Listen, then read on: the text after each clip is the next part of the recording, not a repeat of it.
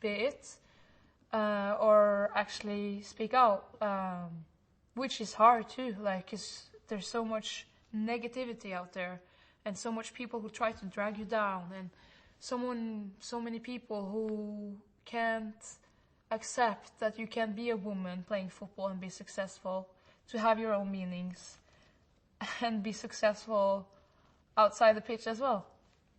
And I'm getting a little tired of like trying to say that it's not about me, or I could have made my money and played my football and that's it. But it's about bringing the sport into the right direction for those who comes after and those who comes after that again. And I think it's so much bigger than just yourself. Imagine if we only could focus on training and becoming better footballers. I think the product would have been better in a much faster way. But you got so much else to deal with on the side that doesn't permit you to give it all, you know? Yeah, it's like tell us the story about the under-20s that you said about yeah. the pitch. Because I think that's a perfect example of just never giving you guys the proper stuff to be good.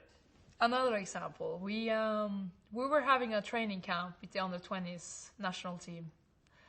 And we were qualified for the World Cups, and the women's team actually qualified quite often for the tournaments, the big tournaments, which was a really positive thing. And game after game, we could see that all these boys teams were playing at the best pitch, like the main pitch, where you have the best grass, you have the best facilities, and we were always be placed at like pitch, I don't know, set or something, like in the bush, like in the middle of nowhere, with like grass longer and I don't know, my mom's backyard. Sorry, Mom.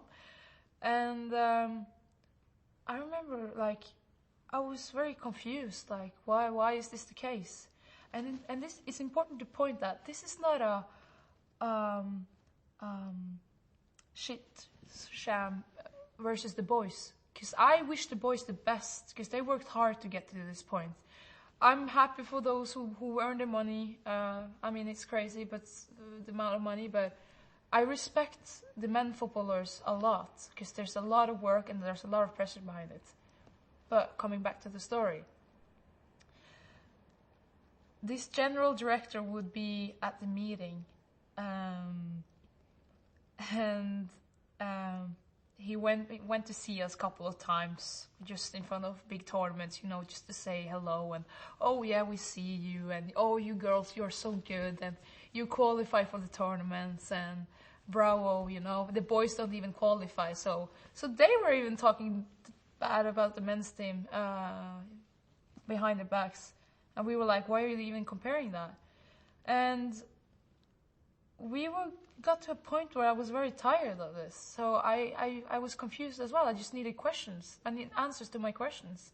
So I stood up, and I remember our coach, our male coach, was like, oh my God, here he comes. And I asked, like, why is it the case that we don't get a single game at the main pitch when we're qualified for the World Cup? It would be a fantastic opportunity to prepare well for something big. And before the general director even got the time to answer, I don't even know if he had an answer, because what are you going to answer to that? Our coach was stressed right away, and he was like, oh, this question shouldn't be asked, you know? So even there, they always said, like, trainers, leaders, they always said, yeah, we have a environment where everyone can talk, everyone's opinion is going to be well received, that's going to make the culture even better. But that was never the case, obviously. I experienced that a lot of times. And never got an answer to the question, but I remember some of the girls were like, yeah, we were like together, you know, like, yeah, why is that the case? So we were even close to booing him out of the room and go back to our rooms. But yeah, that's like one of a lot of examples from my younger career.